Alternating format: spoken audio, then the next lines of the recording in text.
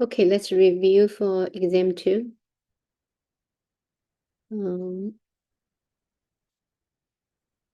So let's see the first question. So this is a sample exam from the coordinator. The first question is saying, using the given sets to find A union B, A intersect B, A complement intersect B, and A intersect B complement. And also we need to find the cardinal number, the cardinality of each set. So A is given as 4, 5, 6, 7, 8, 9, 10. B is given as 3, 5, 7, 9, 11, 13. So let's do A union B first. So this would be first one, A union B. So A union B is a set, contains A and contains B also. So let's go through small to big. So we have 3, 4, 5, 6, 7, 8, 9, 10, 11, 13. Okay, so that's 4. No, start with 3. 3, 4, 5, 6, 7, 8, 9, 10, 11, 13. Right? Remember, a set the elements in the set have to be distinct. So even we have 5 in A, 5 in B, we do not write twice. We only write once in the unit. Okay, there's unit A and B. Now let's do A intersect B. Intersection means the elements in both. Elements in both sets. That's the intersection. So we see 5. We see 7.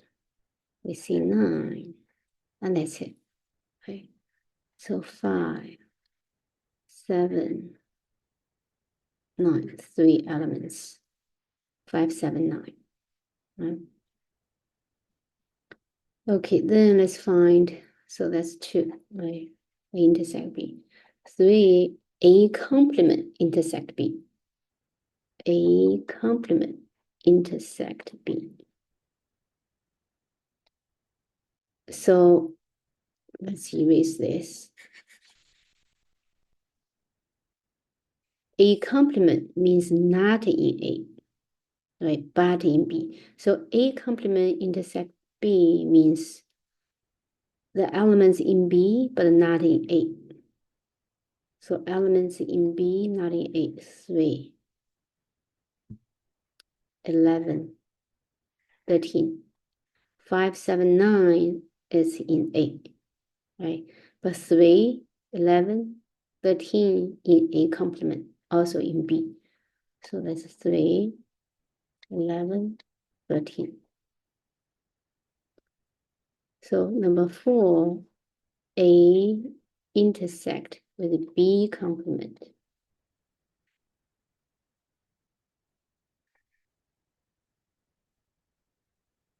So B complement means elements not in B.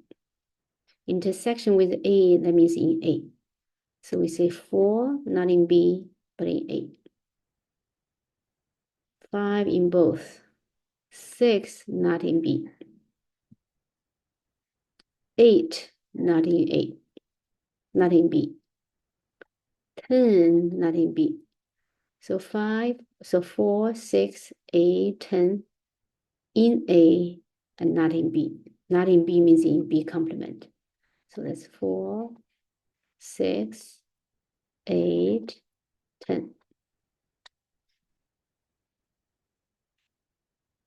All right, that's it. Now we want to find the cardinality of each one of them. So cardinal number or cardinality. So for A union B, 1, 2, 3, 4, 5, 6, 7, 8, 9, 10. So the cardinality for A union B is 10. For A intersect B is 3. A complement intersect B is 3. A intersect B complement 4. Okay, that's for question 1. Let's see question 2. An experiment is performed where 4 colors spin is spun twice. The 4 colors are red, R, blue, B, yellow, Y, and green, G. So identify the sample space for this experiment and state the sample space cardinal number, all right? We spun twice, right? So for 1, we could have R, blue, yellow, and G, right? First spin. Then second spin, what we could have? We could have R with R, right? Or R with blue, or R with yellow, or R with G. And for B, same thing, right? B could have a B with B, BR, BY, BG. Well, let's list the sample space of 2 span, right? So we could have R, red, red. We could have R blue. We could have R yellow. We could have R green. Right, then we could have blue, blue, maybe blue, red, then blue, blue, then blue, yellow, then blue, green. Or we could have a yellow, red, yellow and blue, a yellow and yellow, yellow and green. Or we could have a green with red, green with blue, green with yellow, and green with green.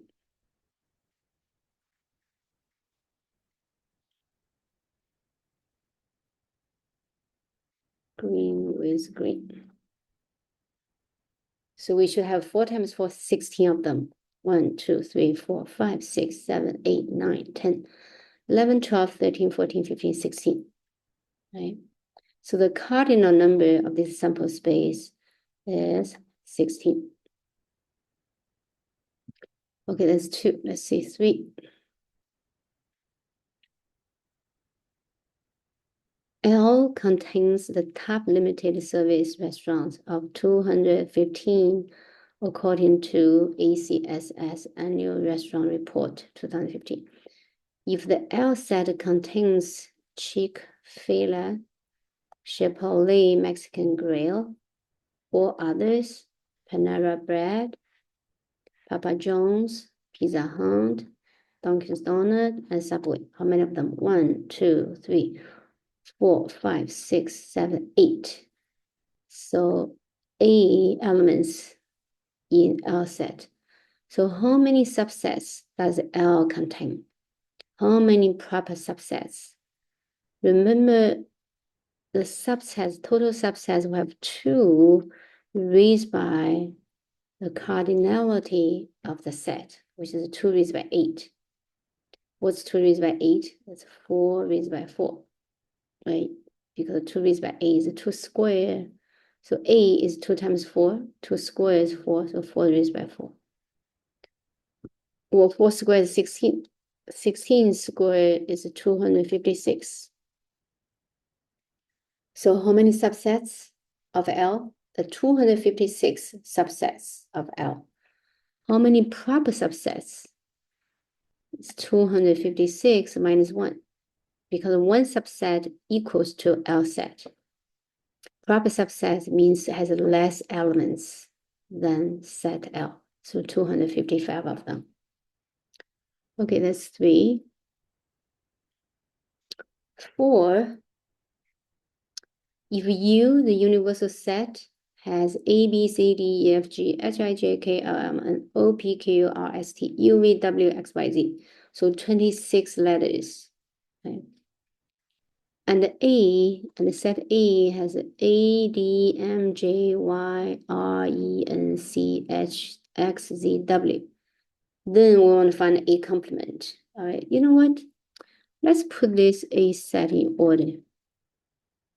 So let's see, A is there, is B there, B is not there, but C is there, so A, C, B is not there, A, B, C, D is there, E, F is not there, G is not there, H is here, I is not there, but J is there, J, K is not there, K,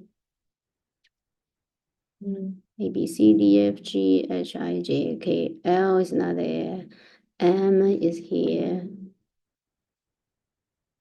N is here, O, P, Q, R, S, T, U, V, W, X is here, Y, Z is here. Oh, U, V, W, W is there. Oh, Y is there, Y is here. Oh, I also miss R. R is there. R, E, D, W, A. So what's not there? So A complement means elements in the universal set, but not in A. Not in A. We don't really have to put them in order, but sometimes it's easier with things in order. So we see B is not in A, C, D, B, A, B, C, D, E, H, G is not in A, I is not in A, K is not in A, L is not in A, O is not in A, P is not in A, Q is not in A, S, T, S is not in A, T is not in A, O, P, Q, R, S, T, U, V, W, U, V, U, V, not in A, W, X, Y, Z. That's it. So those letters are not in A, but in A complement. How many of them? 1, 2, 3, 4, 5, 6, 7, 8, 9, 10, 11, 12. So that means in A, we should have 14, right? Let's count if A has 14. 1, 2, 3, 4, 5, 6, 7, 8, 9, 10. Oh, 13. 1, 2, 3, 4, 5, 6, 7, 8, 9, 10, 13. Okay, we're missing one. If A has 13, that means A complement has to have 13 also. So A, B, C, D, E, A, B, C, D, E, F. Oh, we're looking for F. We're missing F here. F, right? B, F, G, I, K, L, O, P, Q, S, T, U, V, right? 13 of them. So that's A complement. Now let's see 5.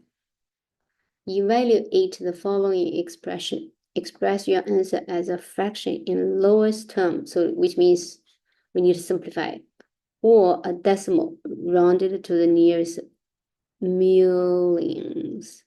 All right. Okay, let's see. 2 factorial means 2 times 1. 7 factorial, actually we don't have to do that. Let's keep the numerator because the numerator has smaller numbers. Let's keep 2 factorial. Let's keep 7 factorial. Let's simplify A factorial. Think about A factorial. A factorial is A times 7 times 6 times 5 times 4 times 3 times 2 times 1. What about 7 factorial? 7 factorial is 7 times 6 times 5 times 4 times 3 times 2 times 1. So see, clearly A factorial is A multiplied by 7 factorial, right? Like if I multiply A here, A times 7 factorial, I multiply by A here. Okay, so I can write A factorial as 8 multiplied by 7 factorial. Then I can simplify those two. Right, I have 7 factorial divided by 7 factorial, that becomes 1. Something divides itself. So 5 minus 3. 5 minus 3 is 2 factorial, right? Because 5 minus 3 is 2 factorial. Then 3 factorial. Well, I also have 2 factorial in the numerator, 2 factorial in the denominator. Those two simplify to be 1. So what I have? 1 times 1 in the numerator, get a 1. Denominator, I have A times 3 factorial. What is 3 factorial? 3 times 2 times 1. That's 1 over 3 times 2, 6. 6 times 8, 48. So the 1 over 48. Right? We don't need to convert it into decimals. Just keep as 1 over 48. All right, so that's this one. Let's see B. B is combination, right? Combination. Actually, we haven't talked about combination yet, but we did talk about permutation in class today. So we talk about the permutation, we have a formula, right? That's n factorial, so this 13 is n, this 6 is r. So n factorial, 13 factorial, divided by 13 minus 6, 13 minus 6 factorial, which means 13 factorial divided by, or 13 minus 6 is 7 factorial, right? 13 minus 6 is 7. So let's simplify this. So 13 factorial can be written as 13 times 12 times 11 times 10 times 9 times 8 times 7 factorial. Then divided by 7 factorial. Well, 7 factorial divided by itself becomes 1. Right? So the answer is 13 multiplied by 12 multiplied by 11 multiplied by 10 multiplied by 9 multiplied by 8. Or you may use a calculator. Let me use a calculator to get the number.